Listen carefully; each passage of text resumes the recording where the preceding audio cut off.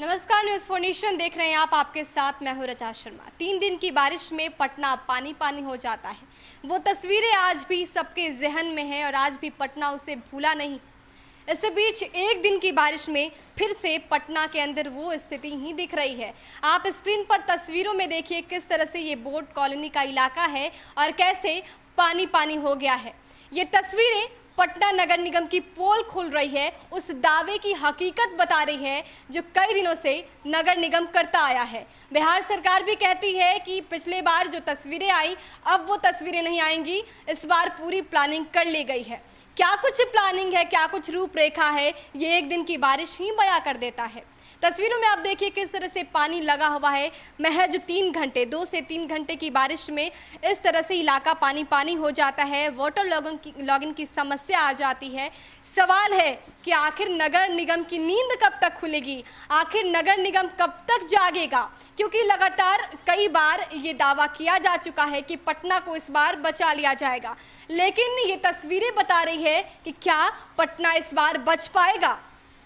पटना के मुख्य सचिव ने जब इस पर बातें कही थी उस दौरान उन्होंने ये कहा था कि लॉकडाउन की वजह से कुछ काम बाकी ज़रूर है। संप हाउस के लिए पंप सेट आने में भी देरी हुई है। इसके अलावा नालों की सफाई का काम भी जो है वो अधूरा रहा था, जिसे अब वक्त रहते पूरा कर लिया जाएगा। सरकार भी इसको लेकर तैयार है। दीपक कुमार ने यह भी कहा था कि कोरोना काल को लेकर बाहर के लोगों के आने की वजह से स्थिति जो है वो अभी नहीं सुधरी है और अगले 4 सप्ताह में सब कुछ जब सेटल हो जाएगा तब इस नाले को भी स्टेबल कर दिया जाएगा, सब कुछ स्टेबलाइज हो जाएगा। अब कब तक खुलेगी नगर निगम की नींद, ये सवाल है और ये सवाल पटना वासी भी पूछ रहे हैं। इसलिए पूछ रहे हैं कि वो डर आज भी सभी के मन में है। डूबते हुए पटना की तस्वीर किस तरह की होगी अब किसी को बताने की ज़रूरत नहीं है, क्योंकि पटना में रहने वाला हर एक निवासी ये जानता है कि वो किस वक्त से गुजर चुका है। जब लोगों के पास पैसे थे तो खाने के लिए कुछ भी नहीं थे। ये भी स्थिति लोगों ने देखी है जब वो रात भर भूखे रहें, सड़क पर सोते रहें, क्योंकि सभी जगह जल जमाव था, खाने की तंगी थी, रहने को कहीं मिल नहीं रहा था। कई बार तो लोगों का रेस्क्यू तक करना पड़ा था, जिसके बाद पटना में नाव से और अन्य तरीकों से लोगों का रेस्क्यू किया जा रहा था।